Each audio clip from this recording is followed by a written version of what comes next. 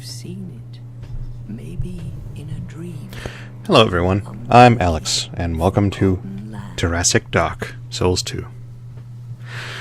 So, this is actually a re-recording of a re-recording. I'm on the third iteration of this, I believe. We had originally recorded this. We had originally recorded the first part of Dark Souls 2 as part of our Dark Souls 2 playthrough. I mean, stands to reason. But something had gone wrong, and our recording software did not record the, first 2 hours we did of the game. So in the interest of moving things along, I went back and redid basically all that content, more or less, just kind of truncated, and kind of proceeded to hate fuck that first part of the game in the span of about 40 minutes, which I was quite proud of. The thing is that going back, I'm not super happy with that video. It's have meaning, and you won't even care. It doesn't cover the stuff that I had wanted to be in the playthrough, and I mean, I did want this to be an all-inclusive playthrough. Well, not all-inclusive, but I mean the stuff I had wanted to include.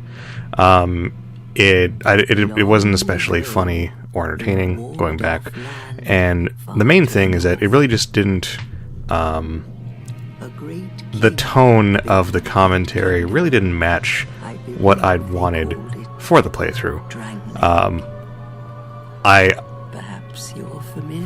to phrase this? I like Dark Souls 2 a lot. I mean, that's why we played this. This was with a pet project in mind. This is probably my favorite of the Dark Souls games, and all the following videos, depict that, I feel, pretty well. But that first video, I was angry, and it was a slapdash late at night thing. There were technical issues. I guess I wasn't in a good place. So I want to record this first bit again, with the proper,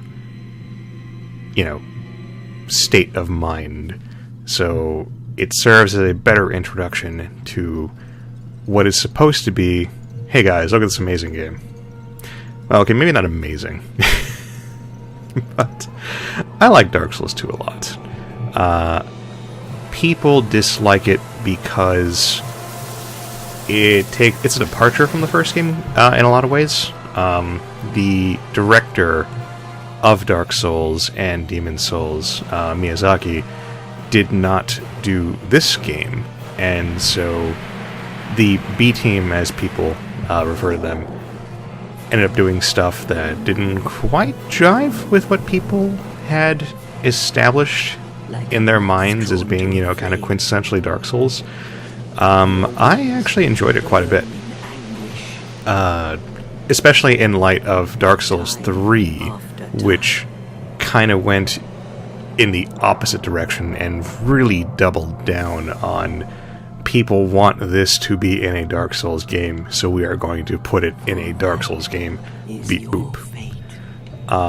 Not to say that 3 was bad. I did enjoy 3, although I felt that 3 separate, non-consecutive poison areas was a bit much.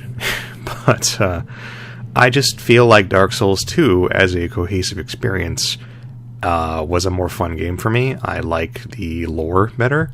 I like the story beats that they were pushing forward. I thought there was some really interesting stuff that was being hinted at, and then was subsequently dropped going forward.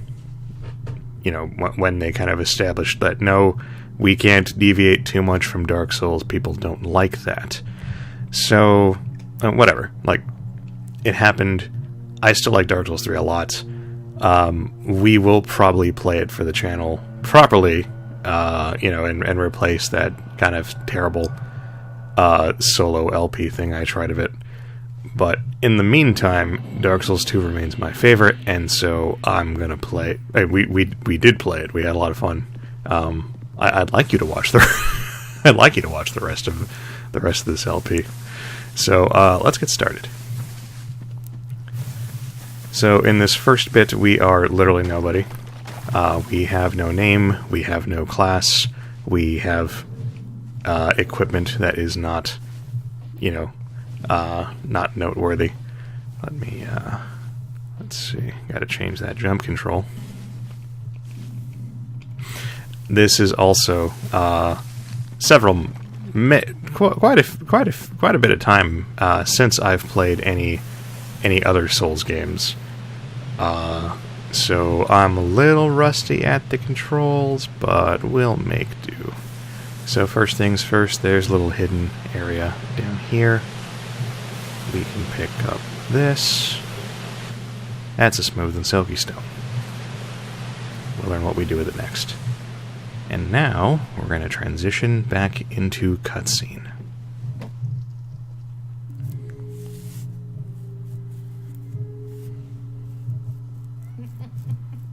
What seems to be the ruckus? Oh my, your face. That's not nice. Face of the curse.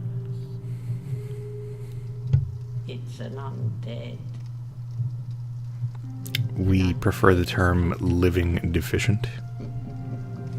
They all end up here. All the ones like you. You spoke to that kind old dear, didn't you? I had actually intended to do this last night. I got myself all geared up, downloaded Dark Souls again, you know, got all ready, and then I hopped on and the servers were down. Which apparently is a normal thing they do once a week. This is the Steam version, as opposed to the PS4 version, which we played the rest of this LP on. But I guess that was a special night where they were doing like an extra long maintenance, and it wouldn't be finished until like 2 in the morning, which is not when I wanted to be doing this. You know, given that I have work the next day. So here we are on try 2. Let's see. So our character for the main playthrough is named Stanley. I had named character 2 for the initial run through Stanley also. So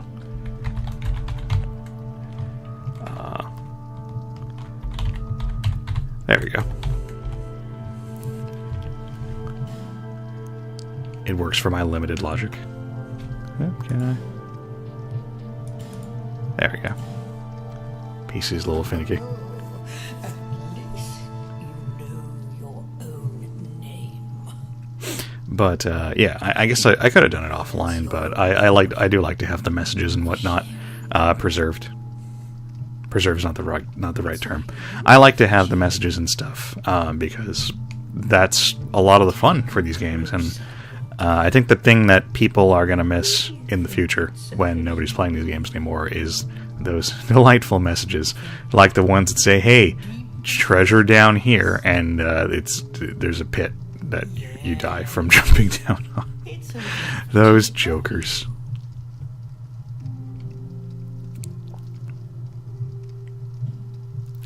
Alright, so we're going to make our character finally. So I explained this in our main LP. I'm just trying to make Stanley look like his alternate universe counterpart. The design of your face really doesn't matter much in the long run. I mostly just fiddle with the hair style and hair color, because in Dark Souls you're going to be spending 99% of the game with something covering your head anyway, probably a helmet. So you don't need to spend much time on that. For class, you're not locked into any of these classes. They just determine how your stats are allocated in the beginning, gearing you towards a build or no build if you're crazy and want to go for deprived. And they also determine what starting equipment you have.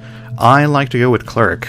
I feel it's a nice, well-rounded class. You have a really strong weapon, solid armor, and you have heal spells, which help you in the first part of the game when you're, squishy, low on supplies, and prone to making mistakes. For your gift, most of this stuff is kind of equally useless. The healing wares, I guess, would help you if you're really struggling early game.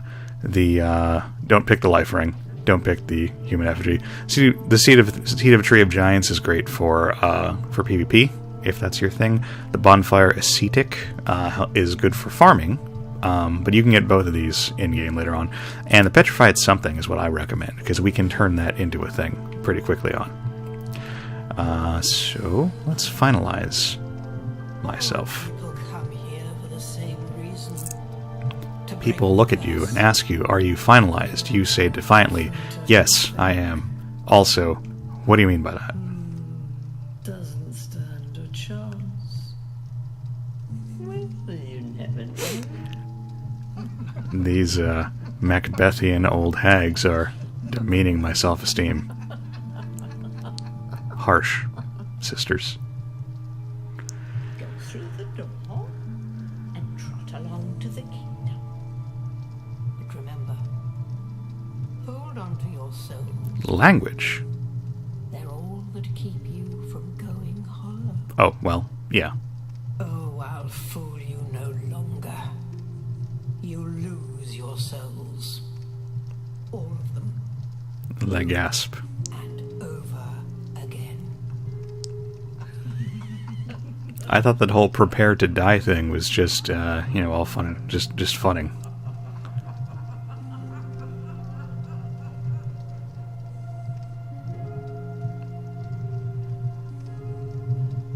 Alright, so now we have an actual character. Huzzah. Let me play with my setup a bit. So, the mace is an extremely strong starting weapon. It's powerful, it's decently fast, it does crushing damage, which just fuels the powerfulness, because crushing damage is rarely resisted by anything in the game, and skeletons and armored enemies, which there's a lot of in the game, are doubly susceptible to it. So it makes the first part of the game quite a bit easier. And what else did I cover? Oh, right. The downside of the mace is that in Dark Souls, you need a certain level of strength to wield any weapon in one hand. Normally, this only applies to big two-handed weapons, but the mace is heavy enough that we are 1 point of strength shy from being able to use it in one hand, which for the moment precludes the use of shield. Not a big deal, because no starting class starts with a shield at this point, but it's a thing that might turn some people off. Fortunately, you're only 1 point off. You can level up that point immediately after you're done with the intro, so it really isn't as big of a deal as you might think.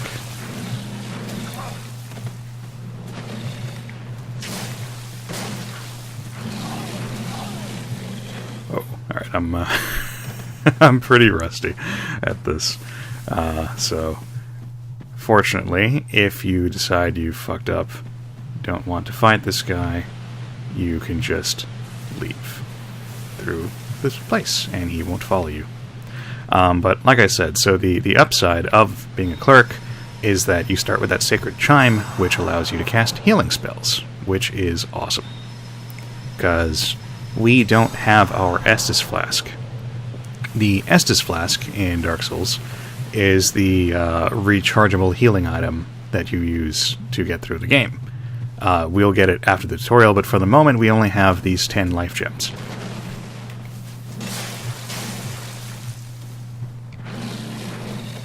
Oh, that greenery got in my way.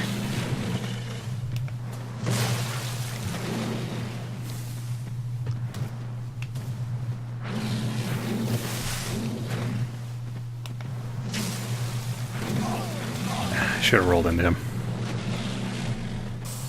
Alright. So that's like an insta-kill move. And I've almost got him. Got him.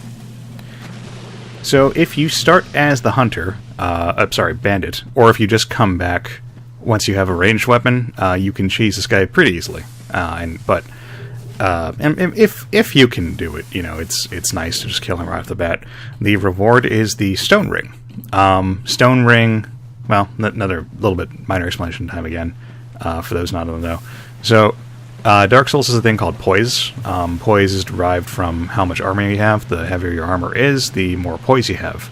Attacks do damage to both your health, your stamina, sometimes depending on your blocking, and your poise. So, like, a bigger attack will do more poise damage than a little attack. When you take enough poise damage, you get staggered. You're like stunned. Your like guard is broken, and then that's really bad for you. Great for you if you were the one doing it. So the great thing about the Stone Ring is awesome because it adds extra poise damage to any weapon you're holding, regardless. So even a light one-handed weapon like a sword or something will now have extra poise damage, and you'll be able to stun lock stuff more effectively. It's really great. I normally never take it off my ring slots. That was the most useless roll in history. Possibly more so than the Kirk roll.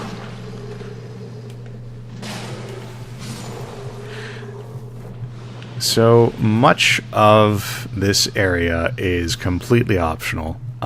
This is basically all tutorial stuff to teach you how to play the game. We are only going to do this first bit. Here's the backstab tutorial. Let's see if I can... Yep, got it. Yeah, I totally backstabbed that unsuspecting guy. So yeah, you can go to these little stone things, and they will tell you things, which are usually important things. And I'm going to say the word things one more time. Get ready for it. Are you ready? Things. There, that happened. Anyway, that's a bow guy. Always kill the bow guy. He might ask you not to kill the bow guy, but don't listen to him. That's a trick. Get over here. You'll notice I'm 1 and 2 shotting these guys because the mace is just that good. Also, these guys are just that bad, but the mace is just that good. That is what I'm sticking to. Oh man, I totally misjudged that dodge. There we go. It's a lot easier when you can actually see the arrows. It's hard to use the Force when you're playing a video game. I mean, unless you're playing like the Force Unleashed, I guess. That's sort of a prerequisite. But yeah, so now we're up here, and we learned how to move the camera finally. Huzzah. So we can kick this ladder down. That'll let us climb right back up here. So these are the crows. I forget their names off the top of my head, but the crow characters are a staple in these games. Their function is if you give them a thing they like, they will give you something else. So that's the purpose of these smooth and silky stones and these petrified somethings. Petrified something works off a different... There are 3 tiers. There's small, smooth, and silky, regular size, smooth, and silky, and the petrified something. Every item can go to a... Every item has... There's a tier associated with each item, and the petrified something has its own special tier where you can get something potentially really cool. So we're going to leave this right here.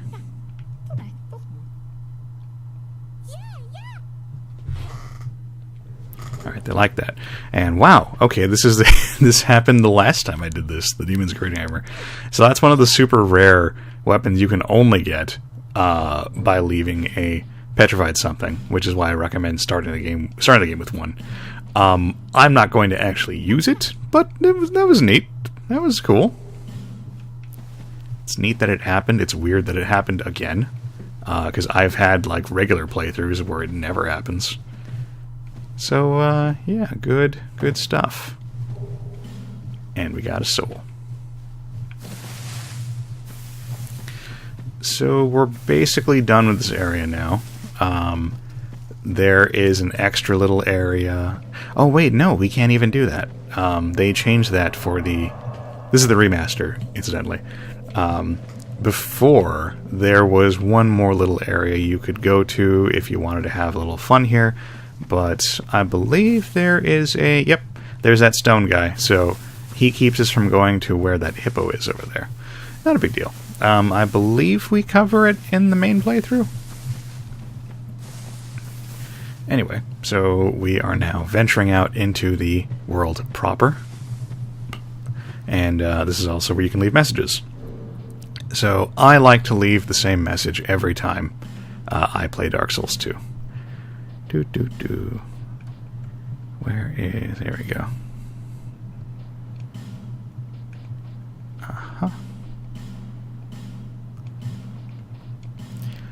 Sadness ahead, but victory ahead.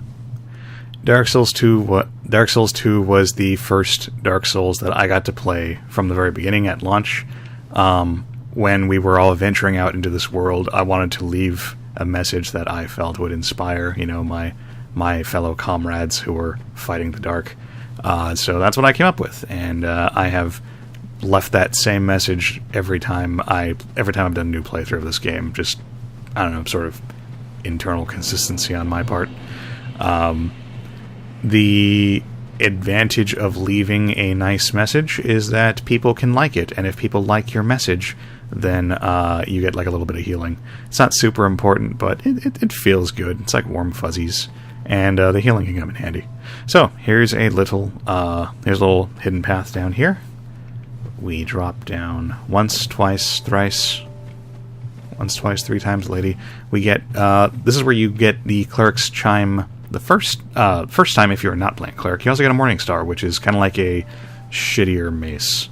It has split damage. Its damage is split between, I believe, crushing and bleeding, which make it not very good. I guess if you were doing a bleeding build, but there's better weapons for bleeding builds.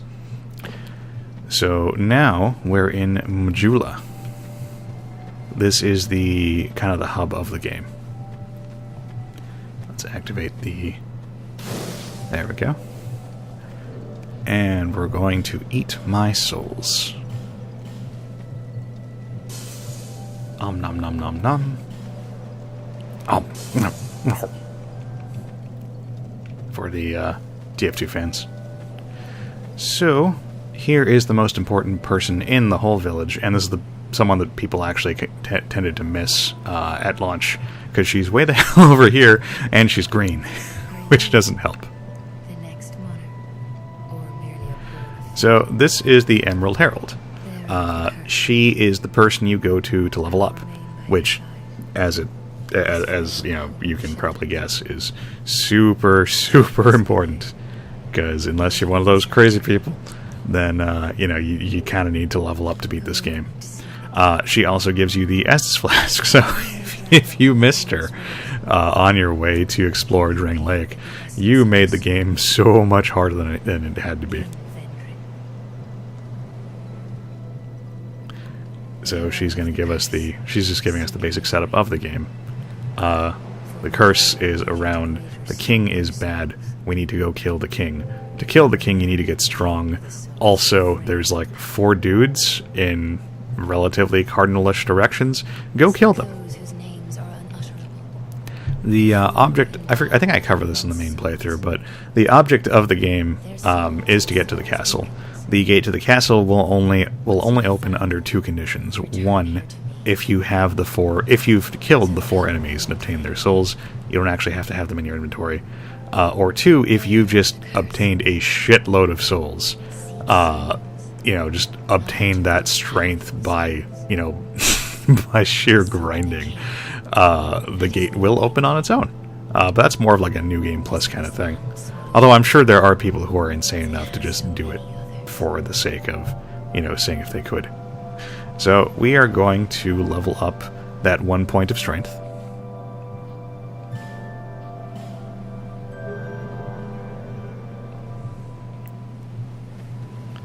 Alright, and look, Ma. Oh, look, I can hold mace now. Oh, it feels so good.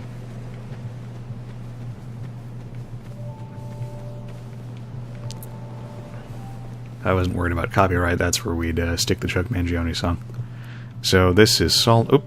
Well, might as well. I think I told Evan this in the next video, but this little monument tells you how many people have died worldwide. I believe it's just in your version of the game, but it's a lot. That's, 1,000, 100,000, 242 mil. That's a lot of people. So this is Salden. He is the crestfallen character for the game. There is one in every Dark Souls game, more or less. They're pretty much all voiced by the same guy, which is cool. Salden allows you to join the Way of Blue, I believe. It's been a while. The Blue Bros, basically, are the newbie covenant. Now I gotta explain covenants. Covenants are kind of like little guilds you join by obtaining the ring for that covenant and putting them on. This particular one is for newer players. If you are wearing your ring and you get invaded by another player, the game will look for one of the Knights of Blue, an accompanying covenant, and if they meet the prerequisites, like, if they're in the right level range, if they're wearing their ring, then the game will try to summon one of them to come and defend you. I've never actually done it. I've never gotten invaded when I was in the Way of Blue. The reason why I'm joining this covenant right now is because you get a ring from it, your seal, which is not a great ring, but it does give you a minor boost to your health. See, look, I have that little tiny little extra gap. I mean, every little bit helps in this first part of the game. So I'm gonna rest up again.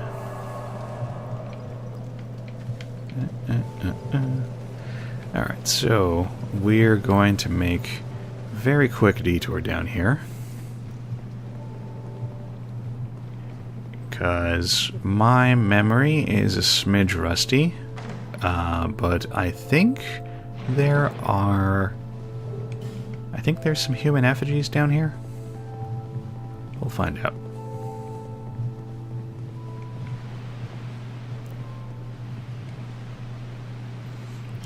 And then we'll go back to my methodology for the first part of the game, which is a little off the beaten path. I don't want to make it sound like it's a big thing. It's just I've played this game a lot, and over my many runs, I have determined an optimal route for me that works for the game, and that's what I end up doing in my playthrough with Evan. I hate that bridge. Alright, I got one human effigy for a grand total of 2. That's probably going to be enough. So, the purpose of the human effigies... Oh, I almost forgot. You need to actually equip your Estus Flask. That would have been dumb. There we go. So the purpose of the effigies is that when you die, you go hollow. You become like a zombie thing. And you lose your ability to summon other players. Your maximum health is reduced, which is a stacking effect that goes up to a certain point. It's pretty bad. Yeah, so if you use a human effigy, which are in limited supply, you can return to your originally human form. You can also return to human form if you are summoned by somebody else, which is my preferred way of going back, because it's a lot more fun. And you get little rewards for helping other people, and also the warm fuzzies. So I believe I introduced the local freak show in the main playthrough for this game, but I'm just going to leave that to future Alex and future Evan to worry about. We're just going to quickly run up here. That stone here allows you to join the Coven of Champions. Don't do it for your first playthrough. It makes the game way, way, way harder. It's supposed to be like Super Manly Tough Mode, which, if you're playing Dark Souls 2 for the first time, you're probably not ready for. A lot of people at launch fucked that up, and they did not have a good time. So if we go down here, that path I was going down before is sort of like the intended way for you to start the game. Then you'll go to Forest Fallen Giants to have a nice big like newbie friendly dungeon. Friendly is in quotations. This is Dark Souls after all. But I like to go down here to Hades Tower of Flame for a couple of reasons. first one is... I mean, if it'll come... Here we go. Da-da-da-da. Free shield. I mean, it's not a great shield, but, you know, any port in a storm. So this thing is a 75% physical damage reduction shield, which is... It sounds good, but it's not. It's actually really bad. So... In previous Dark Souls games, you could get a 90%er really quickly, and you would likely get you could get a 100% shield pretty quickly if you knew what you were doing, but not so in Dark Souls 2. The first 100% shield you can get in Dark Souls 2 is actually gated behind a pretty difficult boss, so not going to do that. You're not going to be able to get that for quite a while. It's not till after the first dungeon also, so you'll have the best you can make do with is a 90% shield, which you can buy in town, and the warrior also starts with one. Or knight? It's knight. The knight starts with one. But yeah, so not a great thing. But this is the best we have for the moment. In the PS3 version, you could just start with one. So this guy here, he's a Hide Knight. If you're the type that likes to do lightning damage, you'll be farming a lot of these for his sword. But they're also quite difficult. But thankfully, when we first come to the tower, they're asleep, or not asleep. They're like, I don't know, like dozing. They will wake up properly and be aware after we beat the first boss. So these guys are the Ancient Knights. They're not super hard. Oh, look at all that damage he takes. That's because crushing damage is the best kind of damage, strictly speaking. So I just wanted to show off the wonderfulness that is crushing damage.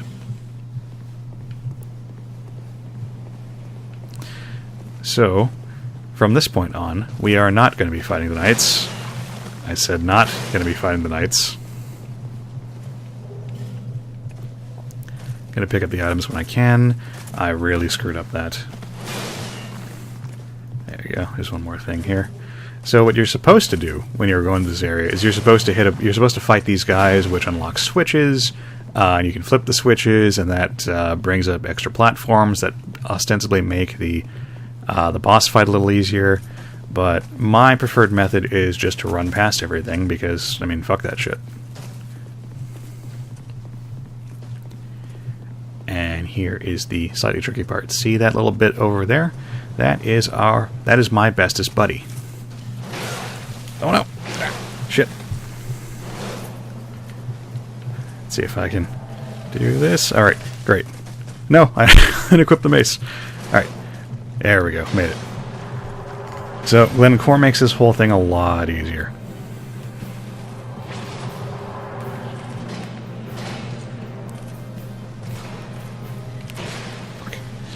Yeah, I forgot about the terribleness. Exactly how terrible this shield is. There you go, but see, Glencore is our buddy, and so he will hold aggro if we let him. He's also a fucking rock. Oh no!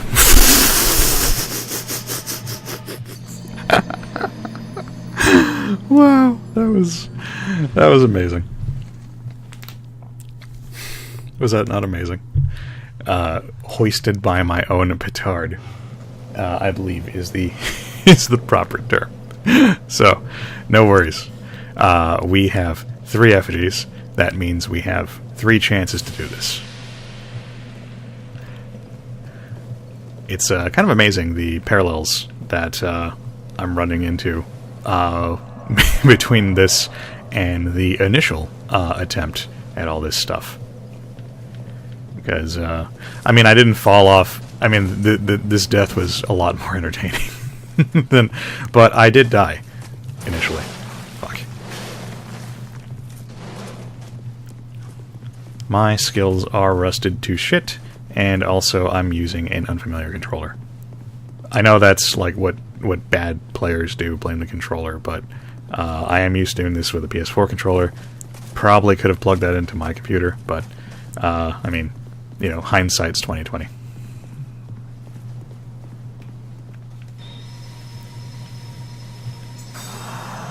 I got 2 guys on my tail, so hopefully I can rush in. I was in I was in the wrong spot. Oh no! Ah! Yeah, that was terrible idea. Terrible idea. I don't know why I did that. Glencore's back. We will fight the boss.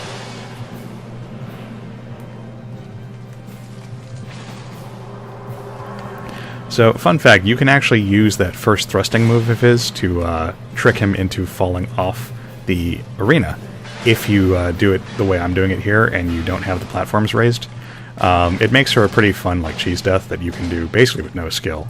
I was thinking about doing it. I might do it if I get, like, super desperate, but I can beat him legitimately.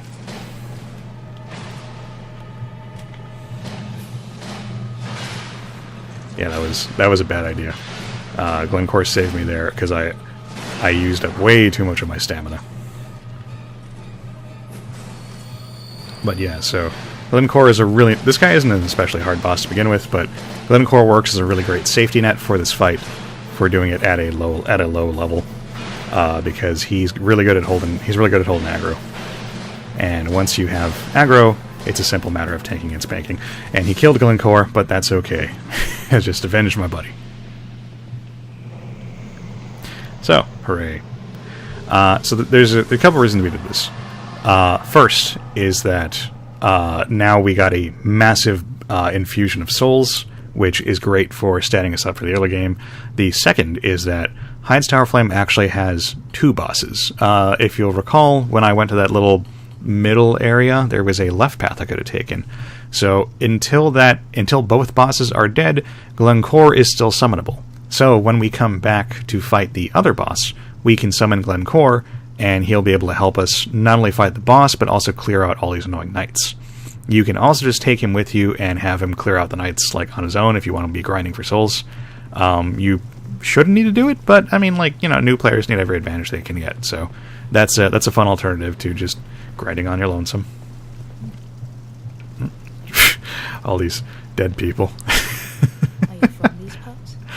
My name is Liz. So Licia is the miracle merchant for the game. She's also not an especially nice person. But what we're going to do is we need to talk to her until she shuts the hell up. Haha. Called the gullible. To a place sorry. Help. I expect without him to a place sorry. Yeah. So now that we have talked to her, we can leave. The gods frown upon such soul scrimpers. Yeah, fuck you.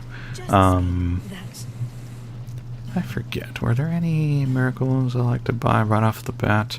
In the olden days, you would buy Lightning Spear, and then you basically won the game. Not so much these days. I might get Force.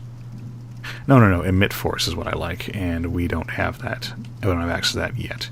Homeward is also nifty, I guess, like, Homeward was nifty the first couple times I played the game. Then I realized that there's actually, like, a lot of Homeward bones available, which do the exact same thing. They teleport you back to the previous bonfire, so you really don't need that. Yeah, we're just picking up Licia for the lulz mostly. So this character has no permanence, so it's not super important that I have, like, my stats in order, but let's do some stat distribution just to show that off. Where is the Emerald Herald? There she is. Bearer Seek Lust is the meme.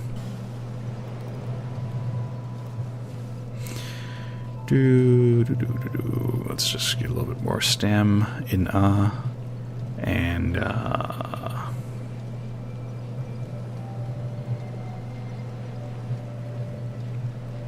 really don't know why I'm doing this. Like, we don't need like any of this.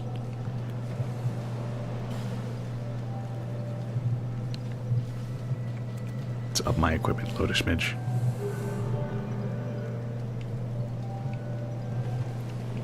Oh, right. I was going to buy the thing, too.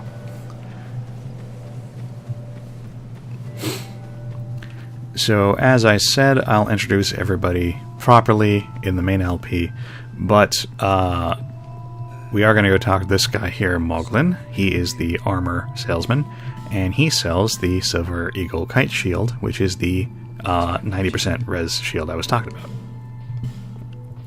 So now we can actually block, like, you know, a halfway respectable amount of damage.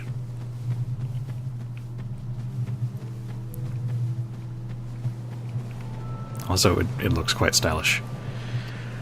The other reason you want to buy that is because Moglin has a system where the more souls you spend on him, the better his inventory gets. Every time you spend enough souls to reach a new threshold... Oh, here's also a thing I like to do. I forget if I do it in the main playthrough. Where is...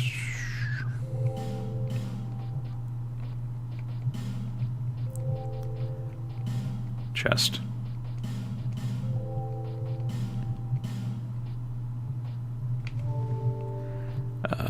Where is orientation?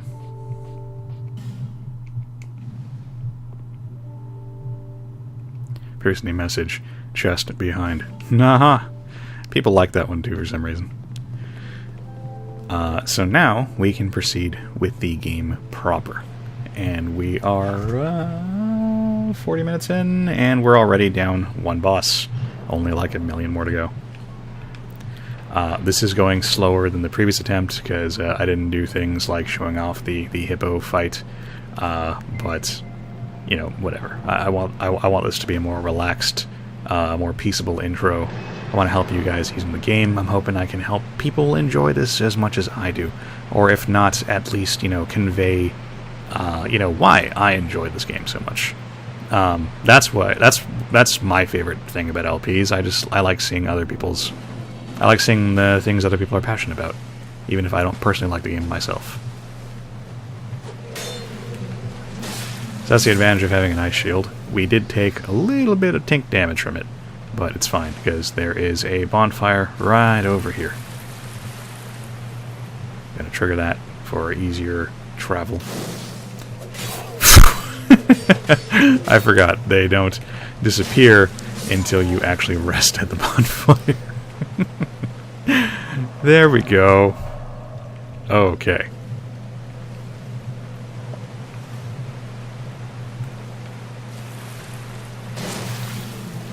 Huh.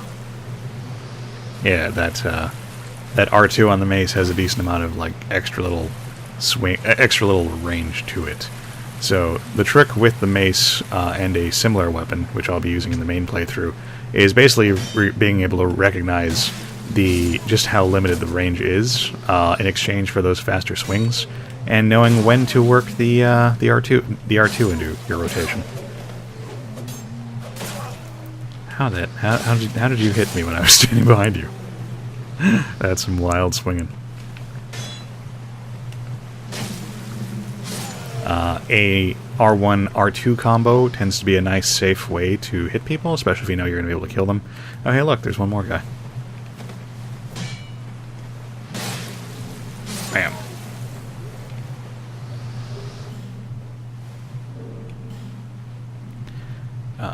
We don't need no healing items,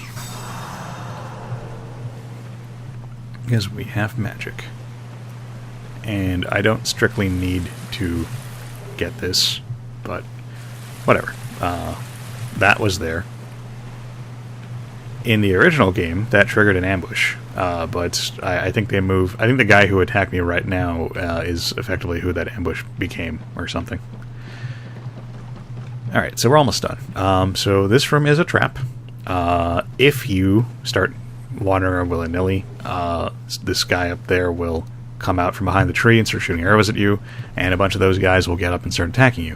So we're going to go to the side to see just like this guy. Look at him. All dead and standy. Not so alive anymore. So we want to go over here. Start climbing this, and then up, there's a guy. and we need to get out of the way, because if he starts climbing down on top of us, then he will start kicking us in the face, and it'll really hurt, and you'll end up with like an embarrassing boot print on your face, and you have to explain that when you go to school the next day, and everyone will think that, you know, you're getting beat by your parents or something. It's just it's not cool. Like, don't do it. But now that we're up here, we can move forward a bit, and there's this guy. Hey, this guy. Bam. Now he won't pull out his stupid bow. And we get some throwing knives, which will be handy in a bit. You can also hop over that little ledge and pick up a short sword, which is not as important as the Sylvan Undead, because that's more XP for you. And we fall all the way down. Now there's all these delicious items here, so fool me once. Actually, you're supposed to say that when you have resisted being fooled. But I mean, he did fool me once. That was the one time. All right, let's try this again. A thing I do miss from Dark Souls 3 is that you would just hold the down button and you would immediately cycle back to the first item in your inventory, which you would usually want to be your Estus Flask, you know, for obvious reasons. It's a pretty handy feature. I mean, not a big deal without it. You just, you know, you should just not clog up your utility belt with too many, you know, excess items. You normally don't need a ton. You just need, like, you know, maybe something to cure poison, something to, a couple things to heal you, maybe a homeward bone. Those little balls that say hi when you throw them, that's a thing. I do pick them up in the main playthrough. There we go. We got a bunch of junk. And do these guys get up? He's dead. But these guys get up. I'm almost reasonably certain. Okay, fine. Be that way.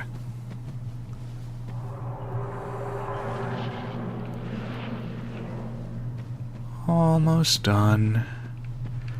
So, we walk over here and hop back immediately. Son of a bitch.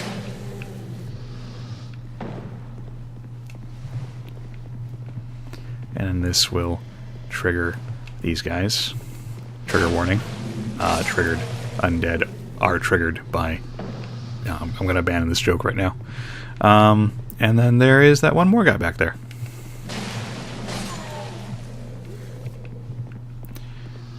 So, aside from... that's the thing. Break the bookcase to pick up the wooden bolt. So that wasn't worth it at all, but we did it to prevent those guys from, you know, running behind us and attacking us. Oh, wow. That was bad. Shit. Lousy right-handedness. Oh, crap. Alright, let's get behind the corner. See, they can attack through their buddies, which is cheating.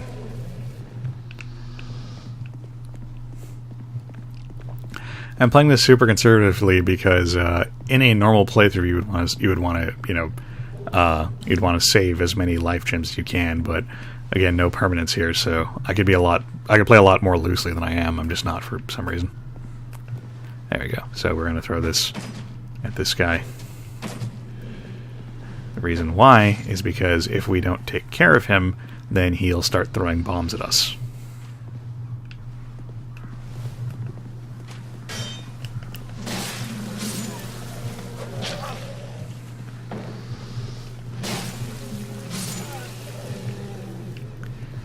There's also this guy up here.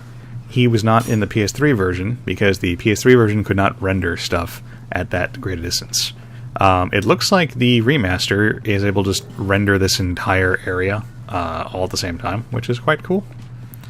But it also means that now guys like that can just be there to show off the enhanced technology and also just to fuck with you because they can. We are not able to touch that guy for quite a bit.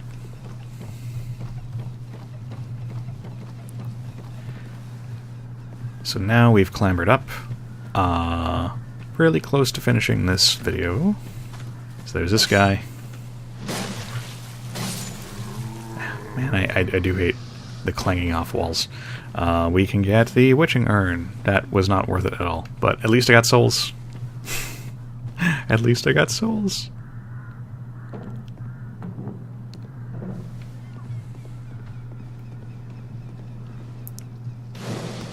And we have a bonfire with which to recover ourselves.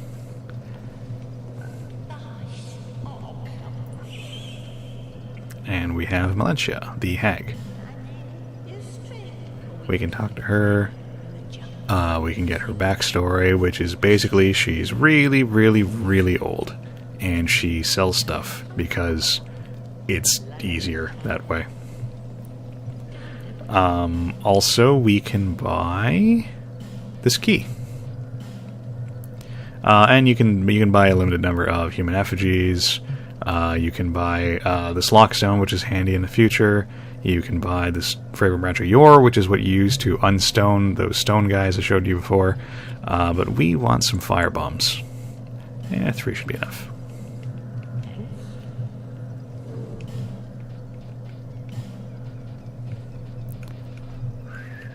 There it is. So before we proceed, we're going to go up here.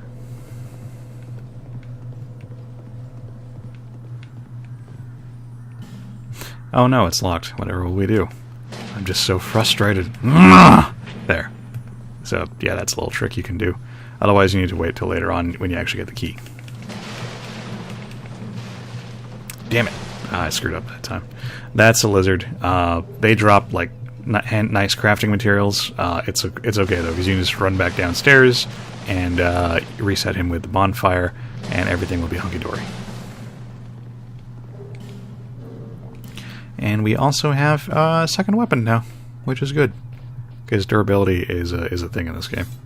And it goes way too quickly.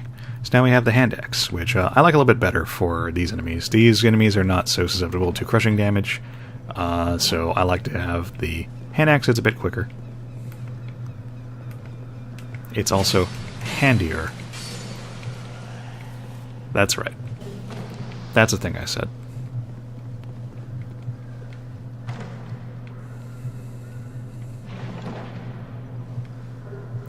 And we get the small white soapstone, which will allow us to start co-oping with people.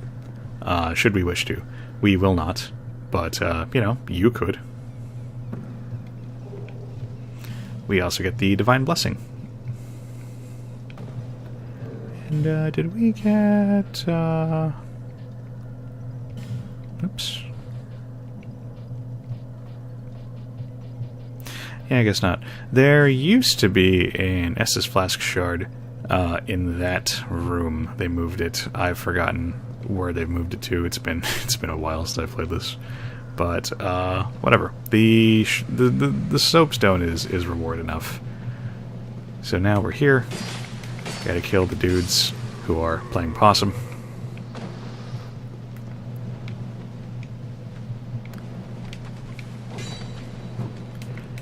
You, sir, are no dragon rider. He knew how to wield a polearm. And my heart.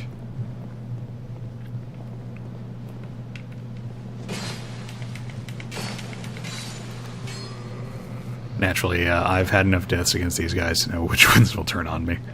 But basically, anytime an actual enemy sprite is on the floor, try hitting it, kicking it, stomping on it, destroying it.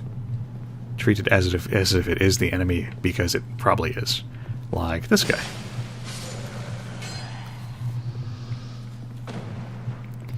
And we will come back later for that door.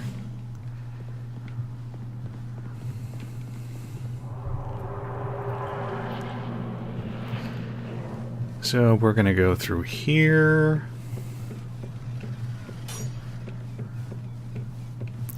And that is one of the first big annoyances, the Ironclad.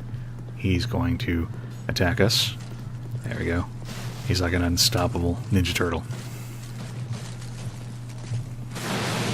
But you can trick him into doing that. Also, as an armored enemy, super susceptible to crushing damage. Do you see the mace? The mace. The mace. I'll say it again. The mace. Also, that guy just fell off. He was like that when I got there. So if you climb up, if you climb up that ladder, you can trigger an optional boss fight. Well, it's not optional. It's an early boss fight against a guy that we haven't fought yet. That we will not fight until closer to the end of the dungeon.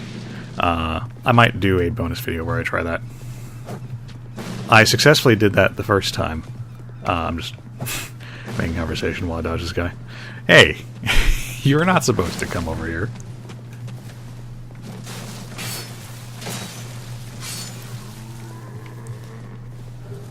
But yeah, I did it in the first initial playthrough, so in the main timeline, it's already been taken care of, but yeah, we'll see. I just want to finish this up here.